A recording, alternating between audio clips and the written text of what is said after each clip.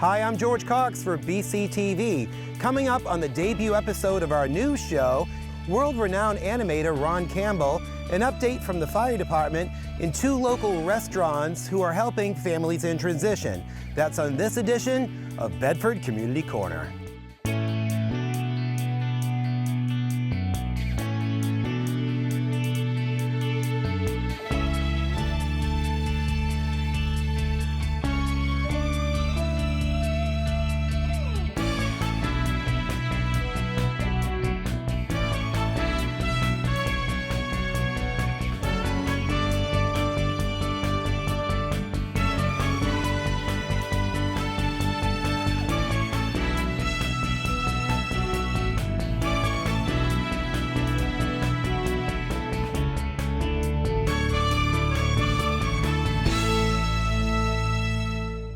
Formerly New Horizons, now Families in Transition, is a great organization that helps needy families in and around the greater Manchester area. We had a chance to talk to 2 local restaurateurs in their fundraising efforts. Hi, I'm Peter Telge from Stark Brewing Company, 500 Commercial Street here in Manchester, New Hampshire. I'm coming to you on behalf of Families in Transition and formerly New Horizons. For 28 straight years, I have fed the homeless on Christmas morning. And during that time period, we also do a clothing drive, a food drive, a toiletry drive to try to take care of the homeless people here in Manchester. It is a problem in Manchester. I know a lot of people are not happy with the homeless people, but quite honestly, they need to eat and they need clothing and they need toiletries. So I'm looking for you guys to try to help me out. We also gather funds that we give to families in transition. Over the last 28 years, I've gathered over $150,000 of funds, usually about $10,000 a year, that we give to families in transition, which goes to feeding and housing the homeless people here in Manchester. We usually feed them on Christmas morning. We have them all here on Christmas morning, usually from 7 to about noontime. We feed over 200 people, and they usually walk through my place, and we have a room set up with clothing and toiletries where they can get a bag and gather clothing, jackets, blankets, socks, winter gear, a lot of men's stuff, a lot of women's stuff, some children's stuff, some children's toys. A lot of these families that are homeless actually have children, which a lot of people don't realize, and they usually don't have the money to buy gifts for them. So we do gather gifts, and those gifts get gobbled up really quickly by homeless people to give to their children. They may not be with them, but they can still give them a gift. This year I need help more than ever. We need help gathering clothing. We are accepting it here at Stark Brewing Company. You can drop it off. We stockpile it from now till Christmas. Peter explains some of the challenges he faced this year in putting this benefit together through this COVID-19 pandemic. This year's going to be very challenging though. With COVID, we are trying to abide by all the guidelines of keeping people separated. So we are only going to let people in so many at a time to go through the room, and we may end up giving breakfasts to go out the door, or may just have a few people in my place at a time separated. We haven't decided how we're going to do it yet, but we're going to abide by the COVID guidelines. I want safety for all of my staff, and I also want safety for them. Find out how you can help and make a donation at stockbrewingcompany.com. Another local business located here in Bedford is also putting on a benefit for families in transition. We had a chance to sit down with General Manager of the Friendly Toast, Anthony Cormier, to tell you more. So tell us what you have going on. So on Monday, December 21st, like we said, we're gonna run a little fundraiser here. Traditionally, pre-COVID, we used to do friendly fundraisers where we do 2-3 a month to benefit either a local family, a local charity, a nonprofit, something that we really believe in. And during COVID times, I think a lot of businesses pulled back from doing donations. A lot of people worried about their bottom line. But being involved in the community here is such just an integral role in our business model that we felt, we are doing relatively well during these COVID times, so we should do something. We're pairing with Founders Brewing Company, they're out of Michigan, and Bell Advance Beverage, a local beer distributor here. And we're gonna do on the coldest, longest night of the year, the winter equinox, when maybe we're maybe not thinking about those people that are homeless and out on the street on the longest night of the year. We're going to have a 2-hour fundraiser where you'll buy tickets, $25 a person. 100% of that $25 a person is going to go directly to families in transition. We're just going to cut a big check. We're going to bring in some really crazy, cool, rare beer. I used to be in the brewing industry. I love beer. And so we're bringing in their KBS, or the Kentucky Breakfast Stout, and some vintage versions. So we're going to bring in their 2017, their 2018, their 2019, and we're pulling really hard to get the only keg of 2020 KBS to the state of New Hampshire. So it takes place on December 21st, which is the winter equinox. And Yep. what a great way to spend the longest, coldest day of the winter here at the Friendly Toast for a benefit. And what does it feel like just your organization is just giving back to the community? It's fantastic. Eric Goodwin, who's the owner of the company, along with Scott Pulver, part of their whole business mantra, their whole business model is giving back, right? Like that's part of the line item on our P&Ls, that we actively want to be participants in the communities in which we're involved in. So what a great way just to come outside. Make sure you wear your coat. Are you going to have heaters out You here? got to have puffy coats on. So you could, warm your hands up a little bit underneath that. So you warm your bellies, warm your hands, it'll be good. Excellent. Well, so come on out, drink some great craft beer and food.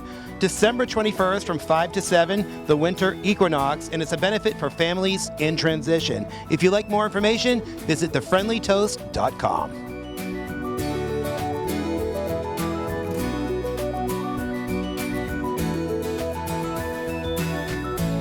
We would like to thank the Stock Brewing Company and the Friendly Toast for their fundraising efforts. If you'd like more information about families in transition, you can visit their website at fitnewhampshire.org. Coming up next, a very special message about the dangers of vaping. I'm a high school student who's really concerned about the vaping that's currently happening amongst high schoolers and middle schoolers. Quite frankly, teens have a fairly easy time obtaining an e-cigarette, since in the state of New Hampshire, the purchasing law is 18 years old. Most high school seniors are of age to purchase an e-cigarette, which has led to the overwhelming explosion of teens vaping in New Hampshire and the entire nation. Parents, talk to your young adults about the dangers of vaping and encourage them to never even try it. The best advice is to not succumb to the pressure of their peers. If you take a hit, it will be hard to quit. Coming up next, the fire department update with Chief Scott Hunter and his crew. They're working really hard on the safety protocols during this COVID-19 pandemic.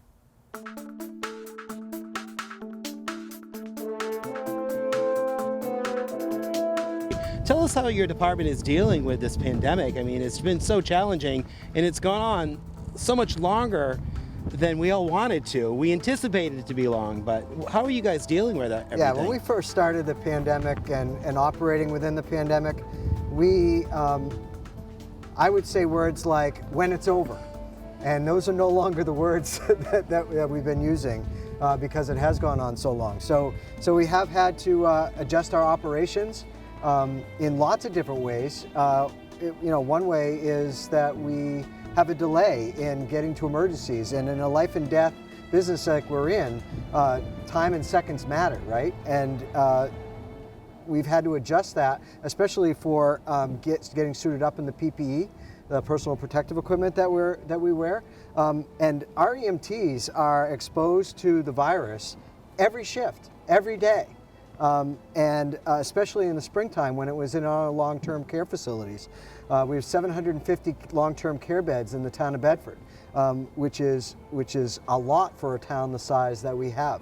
They were exposed to this day in and day out, having to come into work knowing that, and then having to go home to their families at the end of that. The Bedford Fire Department has implemented many safety protocols through the COVID-19 pandemic. EMT Adam Perrin explains how things have changed. Adam, how have things changed for your job in the last year since the COVID-19 crisis? Day-to-day operations have changed. We went from just coming to work, getting on the truck and doing truck checks and everything, and then starting our day, doing calls, to now we have to increase our PPE, our protective equipment. We have to be a little bit more vigilant about what's going on, what kind of symptoms our patients may be experiencing. Make sure we're protecting ourselves, make sure we're protecting them, make sure we're cleaning all of our equipment very, very heavily with the proper disinfectants. We had to undergo additional training in management of like respiratory emergencies for these particular patients and how to treat them effectively, how to protect us, how to protect them, protect the community. So a lot's changed. Constant readiness. So we were talking to Adam about the personal protection equipment, and we're here with Jake Nutter, one of the firemen here. Tell us what you are wearing and what type of PPE that you have right now. So on every call we go on, all high-risk calls I should say, our department policy is that we are to wear this full gown, eye protection, and an N95 mask. To protect ourselves from the COVID-19 disease. If it is considered a low-risk call, meaning that the patient is not exhibiting any COVID-19 symptoms, cough, fever, shortness of breath, anything like that, then we can just wear the N95 and the eye protection. So kind of based off how the call is given to us determines what PPE we go in with. We are here with Eric Thomas, who's missing his handlebar mustache that we all know and love. It's November, it's coming back. Yeah, so it's No Shave November, really. Correct, so November, yeah. You're a paramedic here for the town of Bedford, and I know we talked about what you guys do to protect yourself and PPE, but how do you deal with it emotionally, just going home to your families every night, after working all day, maybe being exposed? How are you dealing with everything mentally? I've been doing some form of EMS now for close to 30 years, and I think that the biggest change that we have these days is that there's no more easy call, right? We used to have calls where, we could jump on the ambulance, maybe somebody has a sprained ankle, something like that, bad day for them, but pretty easy call for us.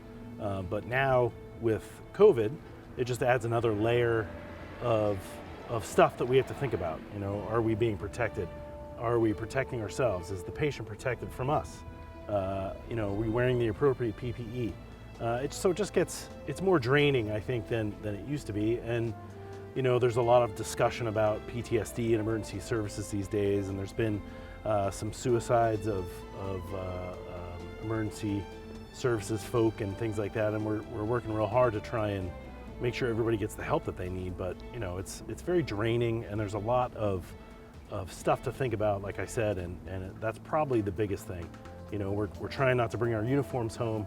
We're leaving them here to clean them here, and just overall reduce our risk of being exposed to anything, which is really just good practice anyway, but now we've just sort of added a whole nother layer onto that. Well, Scott, I want to thank you so much for taking the time, just giving us an update on the fire department. And if people want more information, you can visit bedfordnewhampshire.org and look up the fire department, and we appreciate everything you guys are doing. Thank you. Hey, thanks, George.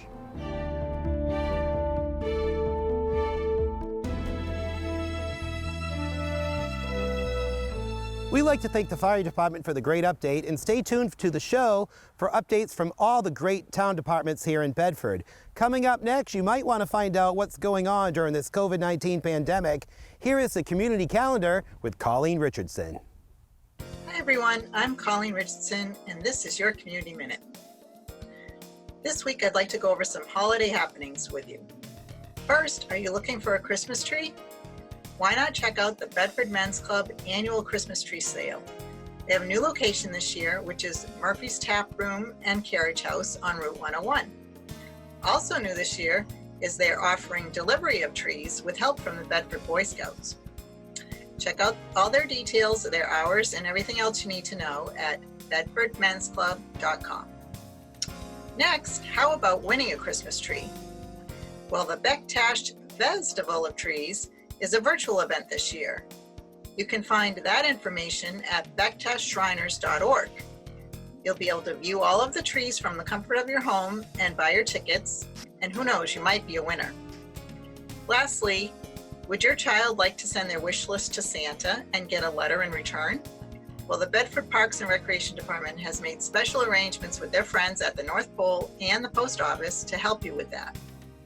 Visit bedfordreconline.com to get all the details, and make sure those letters are dropped off at the special mailbox at the town offices, which is at 24 North Amherst Road. And those need to be dropped off by December 18th. Until next time, this is Colleen Richardson. It was recently announced that Corey Parker of Bedford High School was named Athletic Director of the Year in New Hampshire in Division I. Last year, before the COVID pandemic, BCTV went down to Bedford High School to talk about his wellness and coaching programs.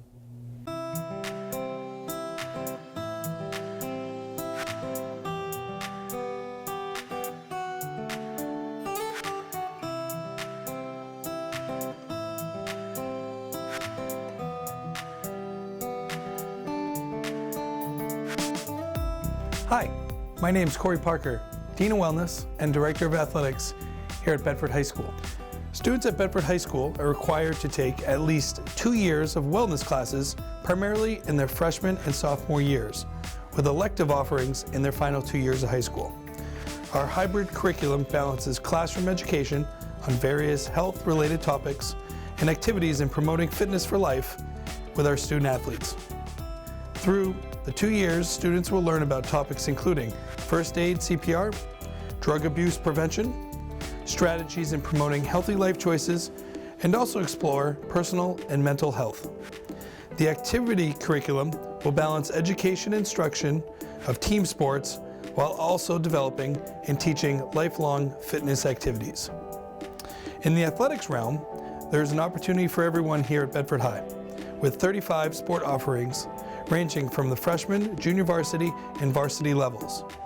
Given our strong youth development in town and competitive high school expectations, all our teams compete at the Division I level for the state of New Hampshire. Through coach and athlete dedication, the Bedford Bulldogs have earned 67 championships and 53 runner-ups in our 11 years of varsity competition, the most of any New Hampshire high school over that time frame. Our coaches carry the school's mission in providing meaningful experiences that challenge our student athletes to push their thresholds to new limits, all while teaching lifelong skills through sport and making memories and friends for a lifetime along the way.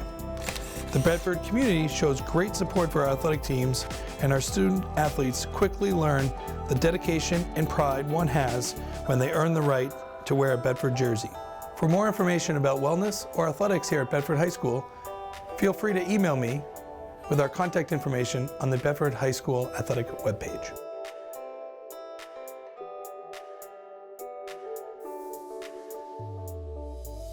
Well, you may remember the great cartoon shows Saturday mornings, the Flintstones, the Jetsons, Yogi Bear. We had a chance to talk to Ron Campbell, the animator, who was also one of the leads in the making of the Yellow Submarine by the Beatles.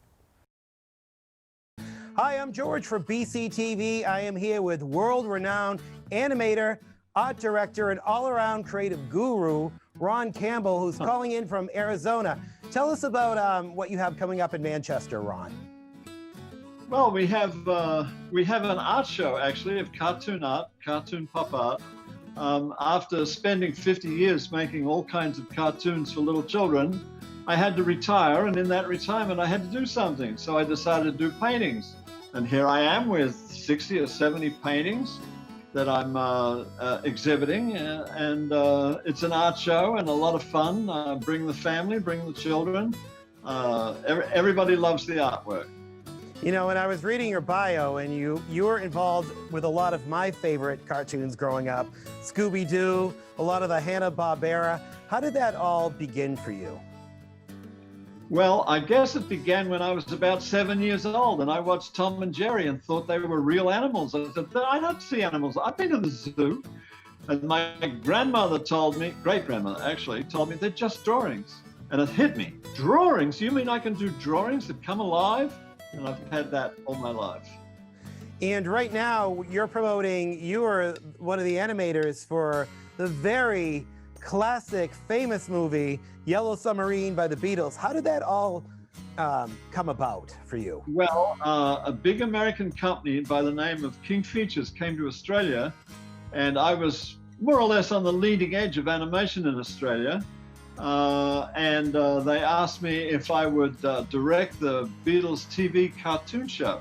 Actually, when Al Brodax called me and asked me, it was in the middle of the night, and I answered the telephone wondering who it was.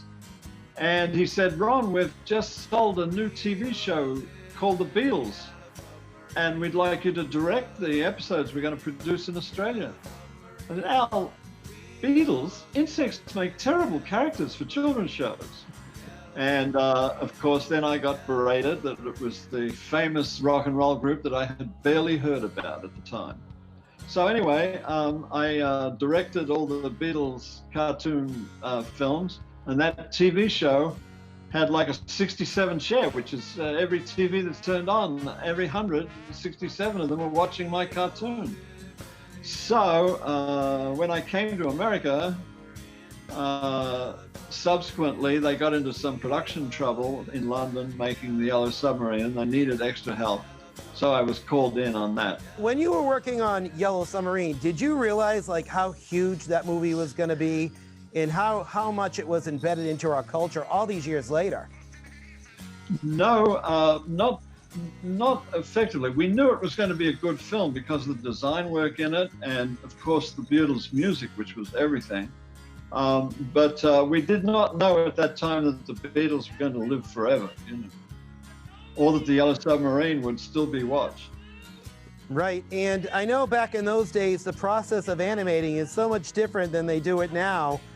Oh, very different. How many years did it take to complete that movie? Oh, just 1 year. 1 year. Yeah, from beginning to end, it was just 1 year. It was a mass production. That's why they got into some production difficulty and why I was called in.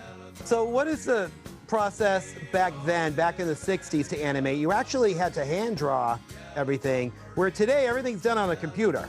Sure. You used a pencil to do the animation, and then it went into the ink and paint process, and backgrounds were painted separately, and it was all put under the camera frame by frame.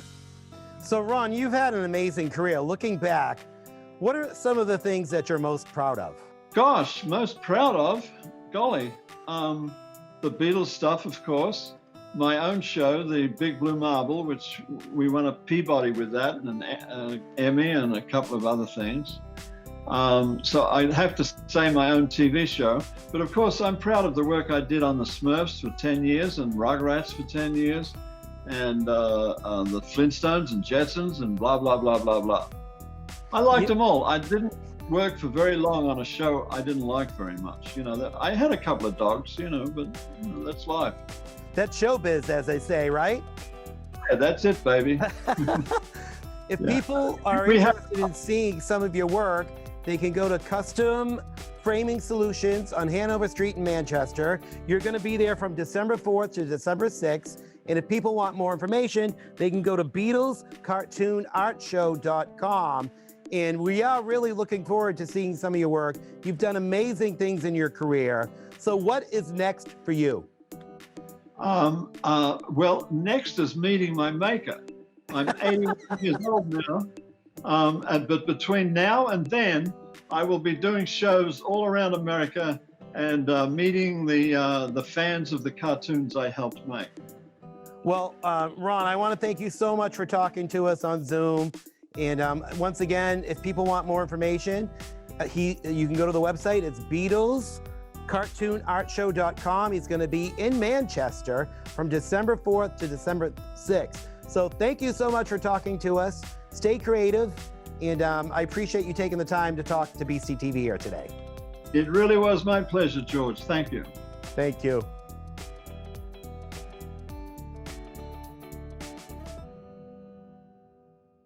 Thanks, Ron. I can't wait to see some of your great artwork in Manchester. Coming up next, we're going to leave you with a video that we shot last year for Make-A-Wish in the Bedford Fire Department.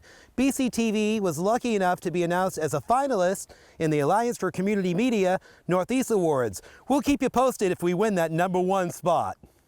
George Cox for BCTV. I am at the Bedford Fire Department for a Make-A-Wish event for a special young man named Tony. We had a chance to talk to some of the organizers behind the event to help make his wish come true.